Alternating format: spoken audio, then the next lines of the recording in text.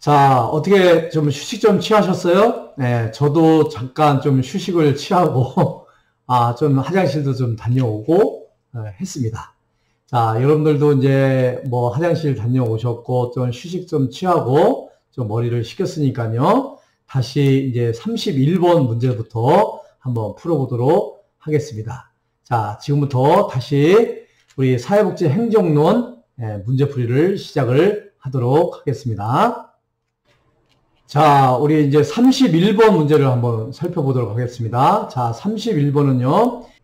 자, 31번 사회복지 행정의 특성에 관한 설명으로 옳지 않은 것은 이런 질문인데요. 이 사회복지 행정의 특성, 또 사회복지 행정의 개념, 이게 벌써 두 문제가 나왔죠. 자, 26번의 사회복지 행정의 개념에 대해서 설명한 것으로 옳지 않은 것은 요 문제가 나왔고요. 자, 31번의 사회복지 행정의 특성에 관한 설명으로 옳지 않은 것은 요 질문이 나왔어요. 그러니까 여러분들 이 사회복지 행정의 개념, 사회복지 행정의 특성, 요것을 한번 여러분들이 잘 공부를 해 두셔야 된다. 이렇게 말씀을 드릴 수가 있겠어요. 자, 한번 읽어보면요.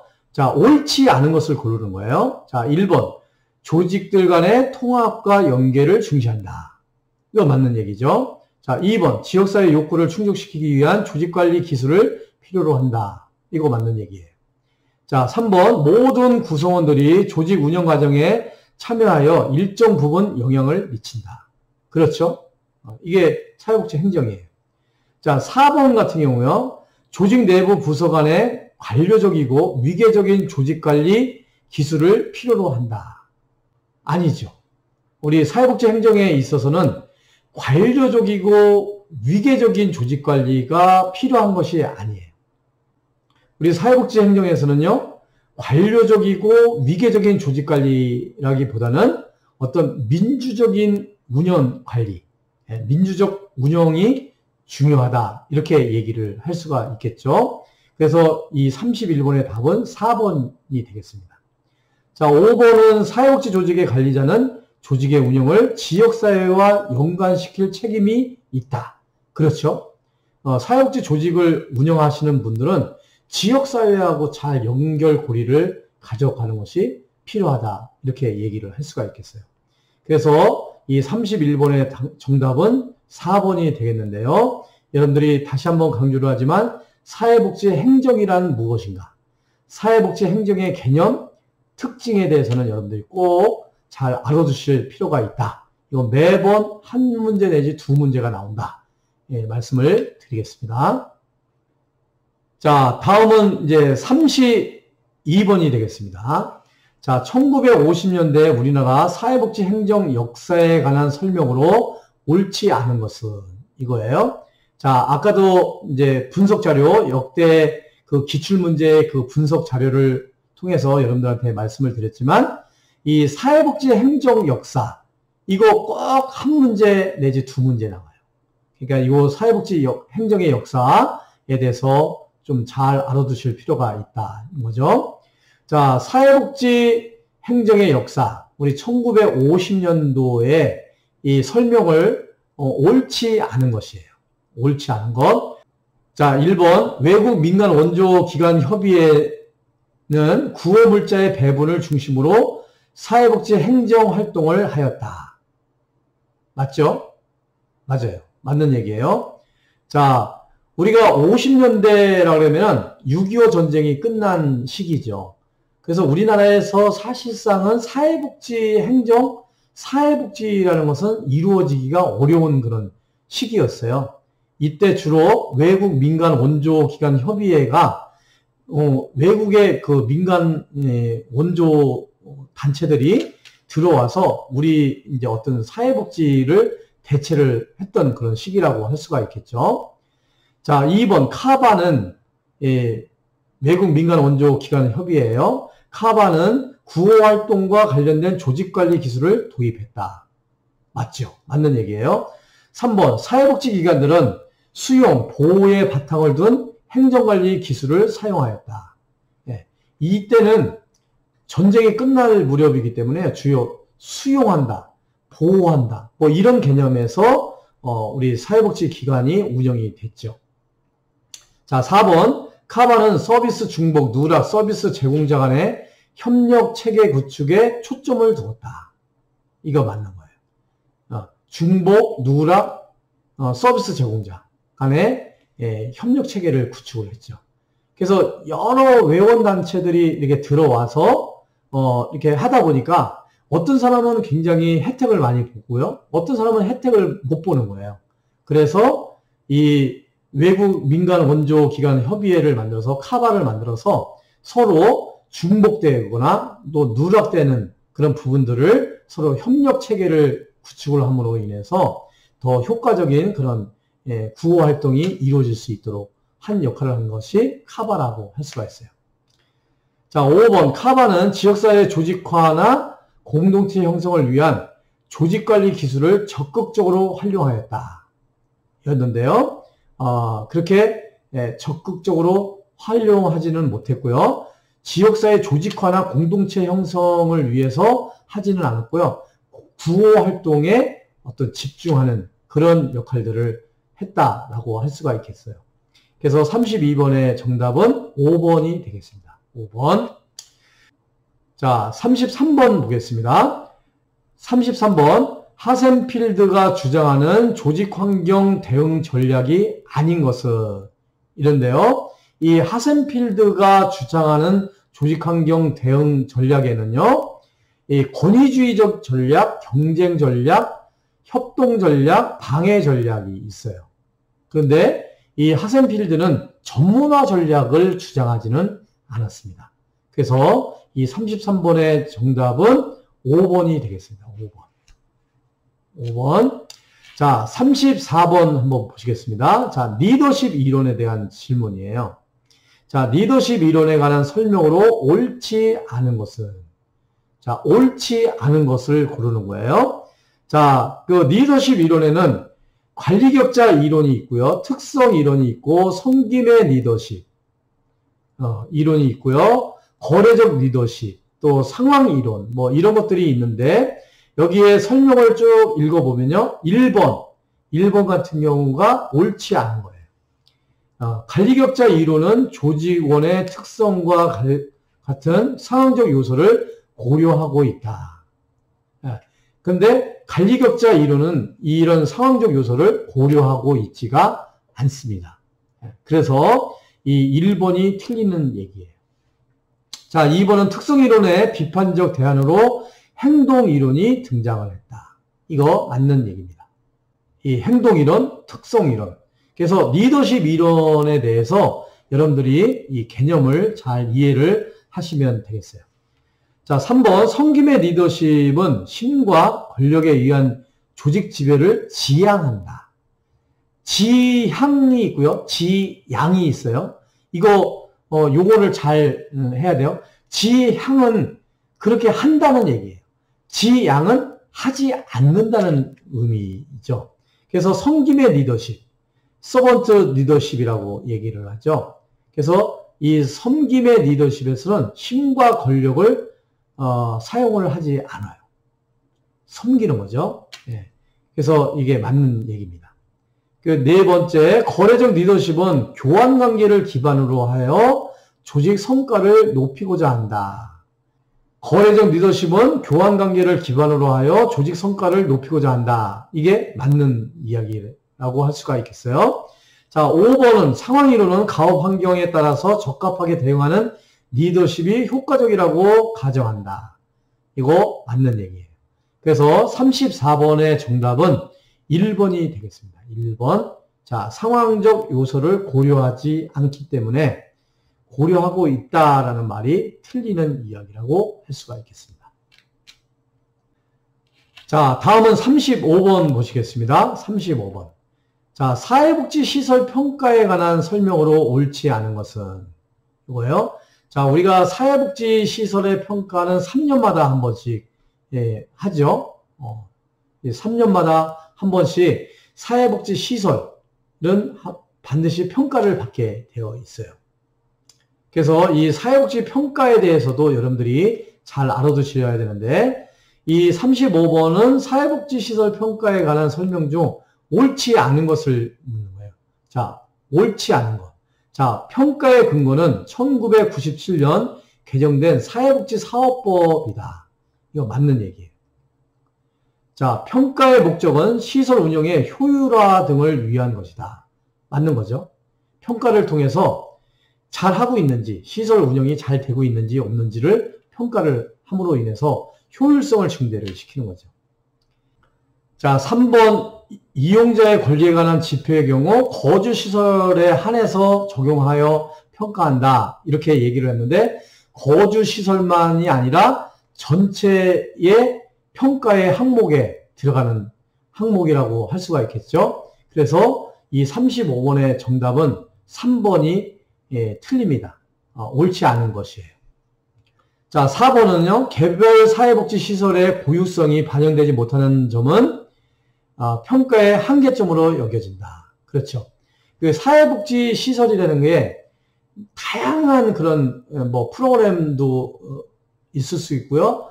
운영 주체도 다를 수도 있고요. 그런데 이런 고유성을 좀 반영하지 못하는 점이 좀 아쉬운 점이 될 수가 있겠습니다. 자, 5번 평가지표 선정 시 현장의 의견 수렴 절차가 필요하다. 그렇죠? 그래서 1번, 2번, 4번, 5번은 우리 사회복지시설 평가의 설명으로 옳은 것이고 3번이 옳지 않은 것이에요. 그래서 정답은 3번이 되겠습니다. 자, 그래서 여러분들이 꼭 사회복지시설 평가 이거 매년마다 꼭 한 문제씩 나와 문제거든요. 여러분들이 사회복지시설 평가에 대해서도 잘 알아두실 필요가 있겠다 하고 말씀을 드립니다. 자, 36번이에요. 다음 사례에서 설명하는 동기이론이에요. A는 자신보다 승진이 빠른 입사 동기인 사회복지사 B와의 비교로 보충해야 할 업무 역량을 분석하였다. A는 B가 가진 프로그램 기획력과 사례관리 역량의 필요성을 알게 되었고 직무 향상과 승진을 위해 대학원 진학을 결정하였다. 그러면 여기에 해당되는 이론, 동기 이론은 무엇일까? 정답은 형평성 이론이라고 할 수가 있겠습니다. 그래서 36번의 정답은 4번이 되겠습니다. 그래서 이 외에도요, 욕구 위계 이론, 동기 위생 이론, ERG 이론, 그리고 기대 이론, 이런 이론에 대해서도 여러분들이 잘 공부를 해 두실 필요가 있다. 말씀을 드립니다. 자, 37번으로 넘어가겠습니다.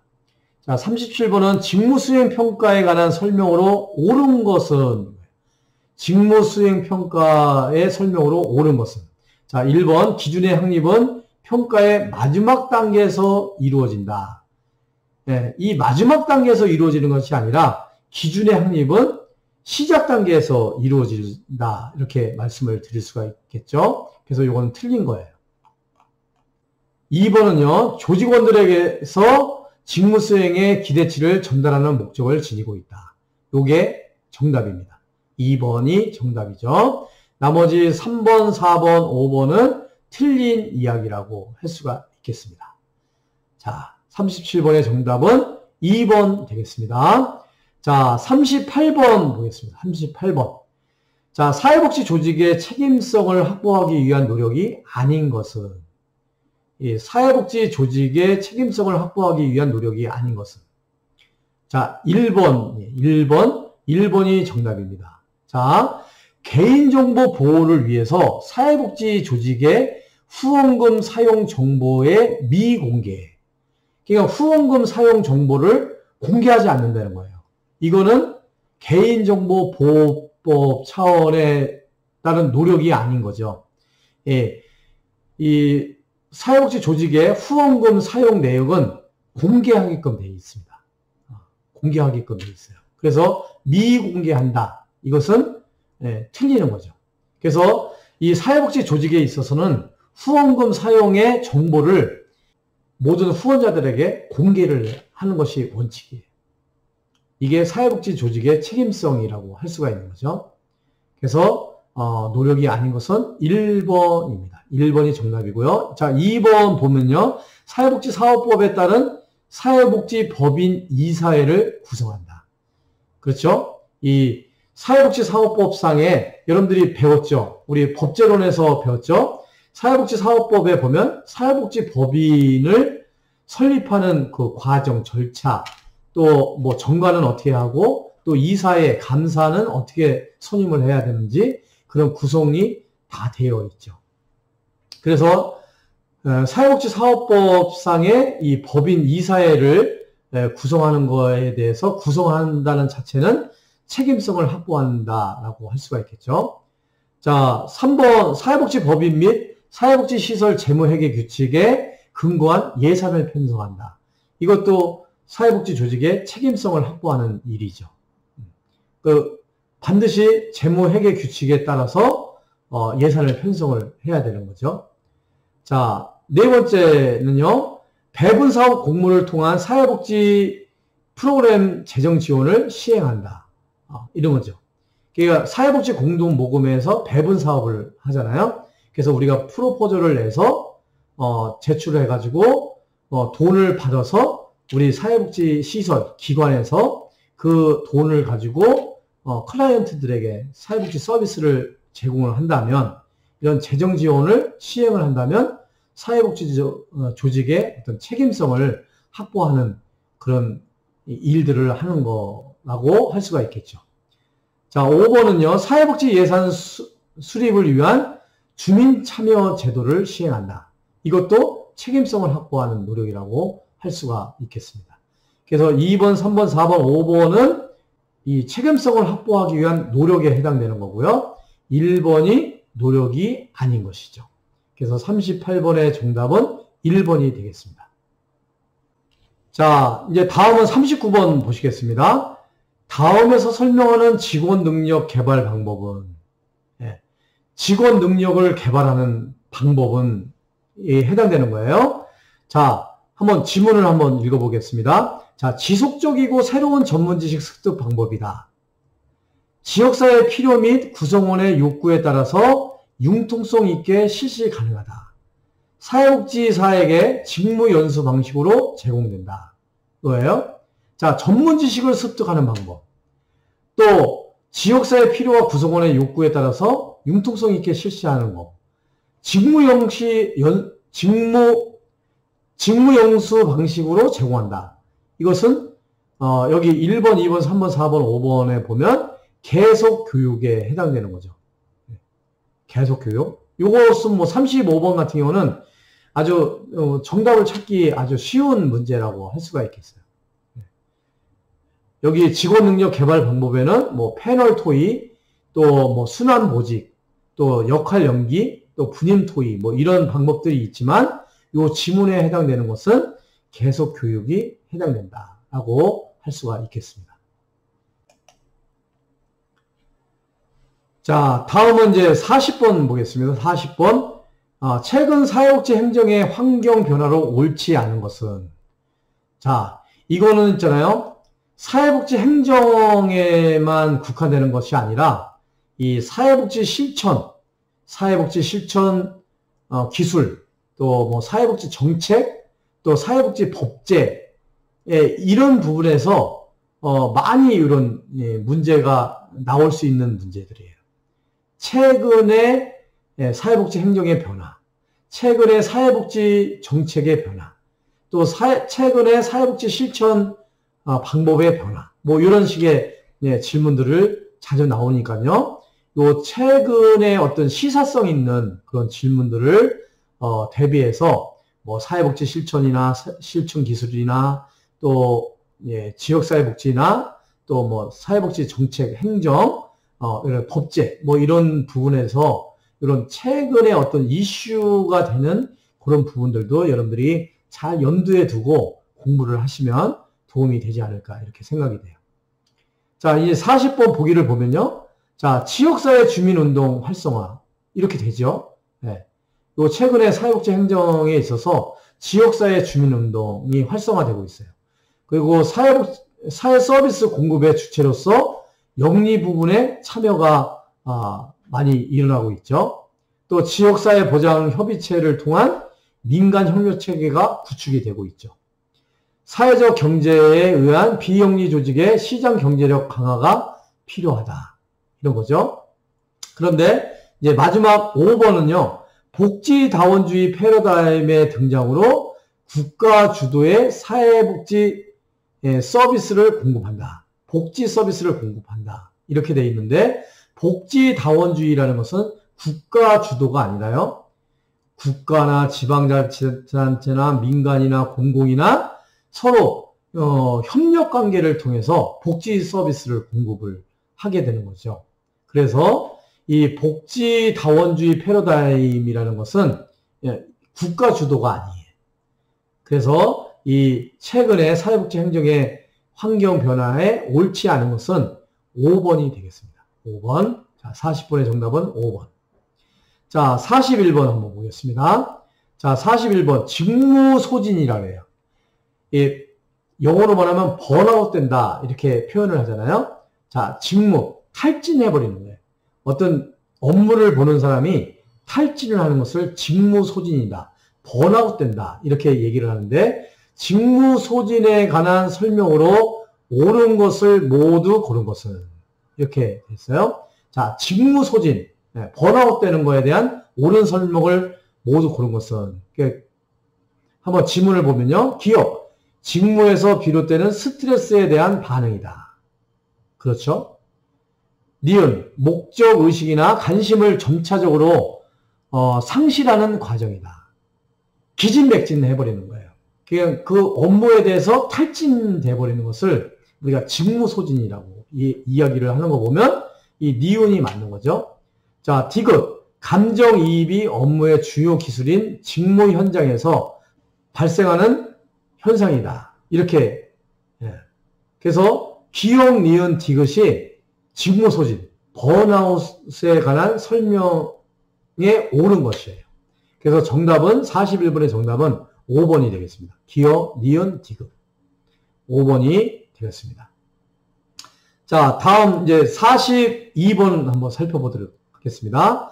자, 변혁적 리더십에 관한 설명으로 옳은 것을 모두 고른 것은 변혁적 리더십이에요. 변혁적 리더십에 관한 설명으로 옳은 것을 모두 고른 것은. 자, 한번 보기를 보겠습니다. 자, 기업, 새로운 비전 제시 및 지적 작업, 조직 문화 창출을 지향한다. 자, 기업, 새로운 비전 제시 및 지적 작업, 조직 문화 창출을 지향한다. 이거 맞는 거죠. 변혁적 리더십은 이런 새로운 그런 조직 문화를 창출하는데 앞장서는 거죠. 지향한다. 자, 니은은 성과에 대한 금전적인 보상이 구성원의 높은 헌신을 가능하게 한다. 디귿, 조직 목표 중 개인의 사적 이익을 가장 우선시한다. 그렇지 않죠. 그래서 니은, 디귿은 틀린 얘기예요. 그래서 변혁적 리더십에 관한 설명으로 옳은 것은 기억이 답입니다. 그래서 1번이 답이 되겠습니다. 자, 그 다음에 43번 보겠습니다. 자, 사회복지관에서 우편으로 잠재적 후원자에게 기관의 현황이나 정보 등을 제공하여 후원자를 개발하는 마케팅 방법은, 이 마케팅 기법에 대해서 질문을 하는 건데요. 이거 다이렉트 마케팅이라고 해요. 예. 그래서 후원자에게 기관의 현황들, 그 정보들을 제공을 하죠. 그래서 요즘 뉴스레터 같은 거 있잖아요.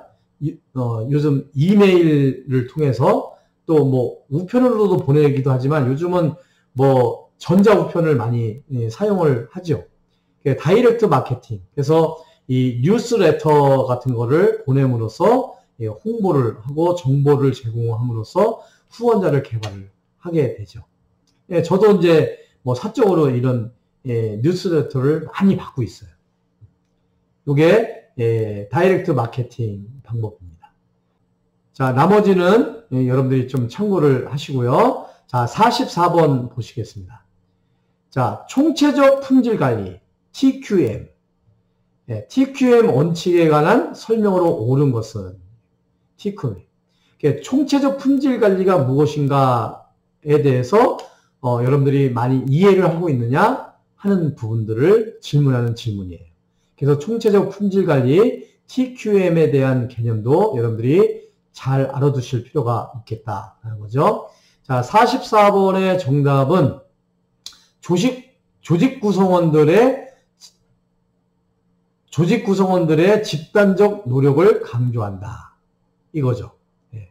총체적 품질 관리. TQM은 설명으로 오는 것은 1번이 해당이 되겠습니다. 자, 45번 보겠습니다. 자, 45번은 사회복지법인 및 사회복지시설 재무회계 규칙상 사회복지 간의 결산 보고서에 첨부해야 하는 서류가 아닌 것이에요. 세입세출 명세서.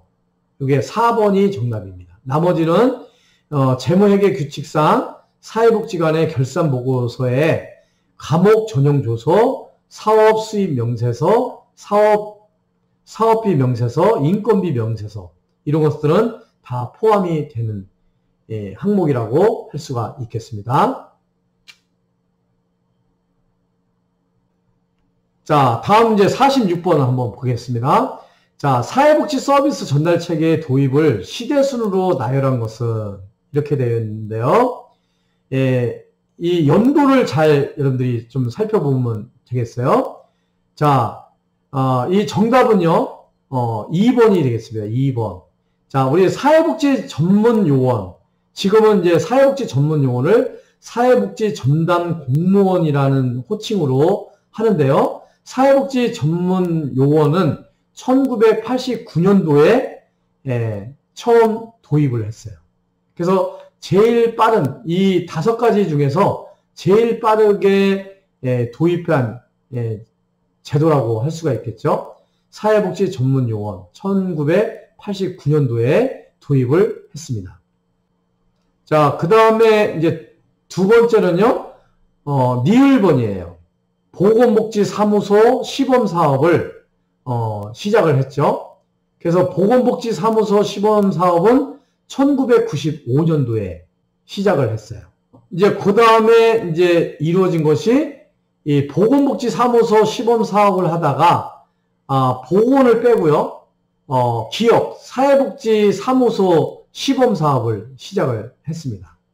이 사회복지사무소 시범사업은 2004년도에 시행을 했죠. 그래서 결국은 보건복지사무소도 시범사업으로 마쳤고요. 사회복지사무소도 시범사업으로만 그쳤어요. 이 사회복지사무소를 도입을 하지 않았죠. 그래서 연도별로 여러분들 보시면 사회복지 전문 용어는 1989년, 또 보건복지사무소 시범사업은 1995년, 또 사회복지사무소 시범사업은 2004년도에 이렇게 실시를 했습니다. 그래서 디귿, 니을, 기업 이렇게 되고요. 그 다음에 이제 희망복지 지원단 이게 시행이 되었어요. 이 희망복지 지원단은요 2012년 5월부터 이제 시행이 되었죠. 그리고 마지막으로 이제 미음이에요. 지역사회 보장협의체.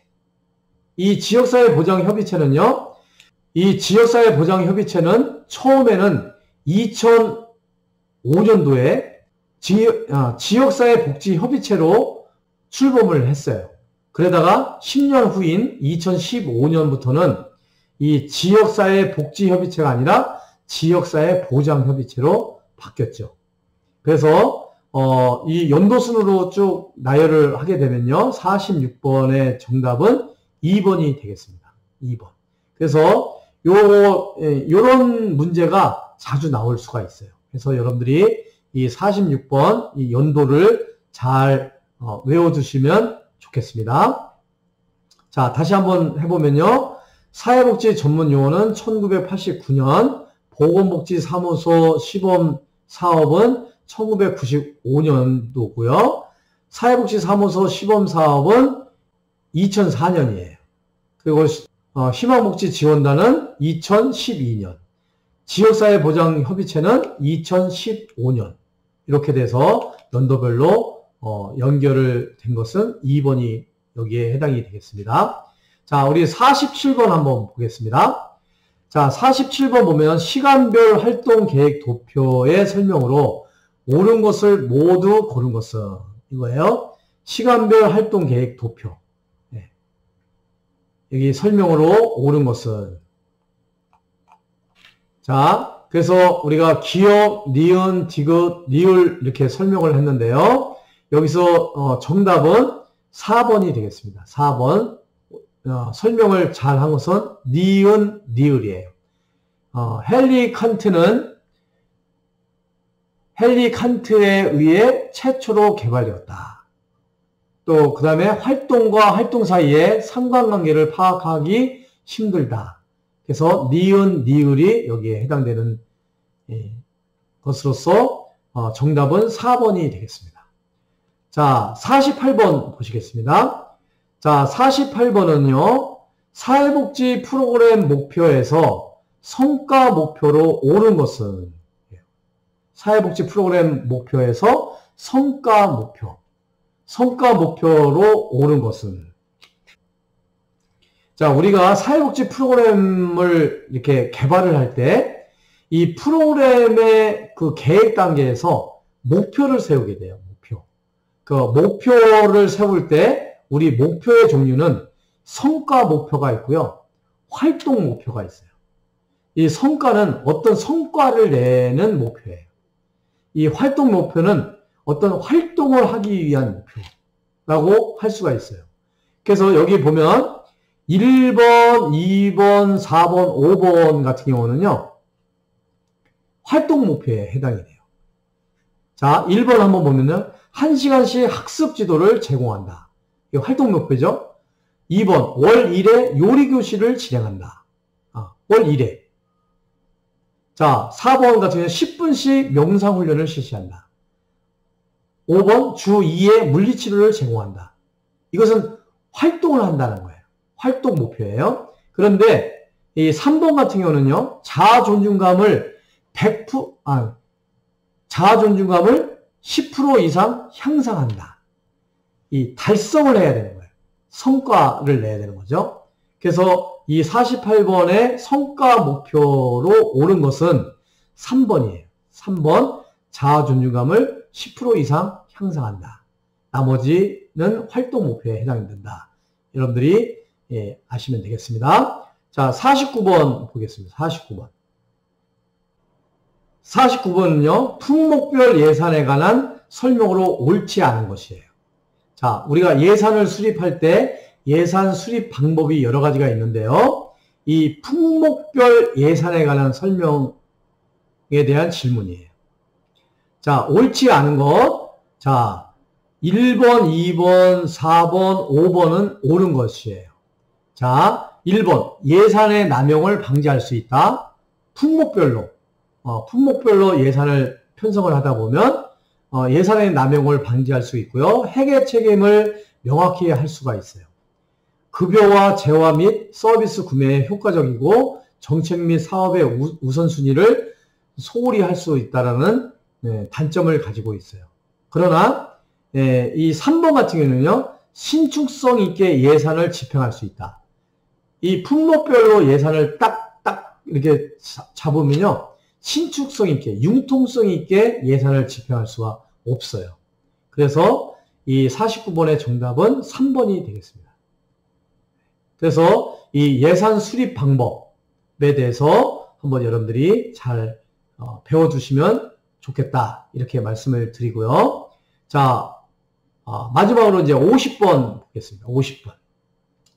자, 50번. 중장년 고독사 예방 프로그램을 기획하기 위해서 사회복지관에서 근무하는 사회복지사, 사회복지 전담 공무원, 보건소, 간호사 등이 모여서 상호간의 질의와 응답을 통해 자료를 수집하는 방법은? 이 질문인데요. 참 이런 예시에 맞는 그 제목을 구하는 거, 이런 게 시험 문제에 자주 나와요. 자, 그래서 보기에는요, 패널 조사, 초점 집단 조사, 델파이 기법, 또 사회지표 조사, 서베이 조사 근데 서베이 조사는 우리가 쉽게 말하면 설문조사를 서베이 조사라고 이렇게 얘기를 하죠. 그래서 50번의 정답은 2번이 되겠어요. 초점 집단 조사예요. 그래서 사회복지사와 또 사회복지 전담 공무원, 보건소, 간호사 이게 함께 어떤 초점을 그러니까 이제 이 고독사 예방 프로그램을 초점을 두고 우리가 집단을 이루어서 이렇게 자료 수집을 하는 방법이 되겠죠. 그래서 사회복지사가 혼자서 할 수 없는 일을 함께 전담 공무원과 보건소 직원과 또 간호사와 또 이 사회복지사가 함께 집단을 이루어서 조사를 하는 거. 이것을 초점 집단 조사다. 이렇게 얘기를 하죠. 그래서 50번의 정답은 2번이 되겠습니다. 자, 여러분 여기까지 해서 우리 사회복지사 1급 제18회 3교시에 해당되는 우리 사회복지 행정론 문제풀이를 마쳤습니다. 여러분 우리 장시간 동안 수업 받으시라고 수고 많이 하셨고요. 자, 어떻든 간에 이제 막바지로 치닫고 있는데요. 요번 이제 17회 요번 18회 이제 지역사회복지론 또 사회복지 정책론, 사회복지 행정론을 이렇게 마쳤습니다. 우리 다음 주에는요, 제 17회 지역사회복지론을 가지고, 여러분들하고 이제 문제를 풀어보고, 또 문제 풀이를 이렇게 해보도록 이렇게 할 테니까요. 여러분들이 조금은, 지치고 또 힘들 수 있지만, 또 화이팅 하시고요. 내년 2월 6일 날, 2021년 2월 6일 날 우리가 시험을 보는데, 모든 분들이 다 사회복지사 1급 합격의 영광을 누릴 수 있도록 했으면 좋겠다라고 생각을 합니다. 여기까지 수업 받으시냐고 수고 많이 하셨습니다. 우리 또 다음 주에 뵙도록 하겠습니다. 여러분 감사합니다.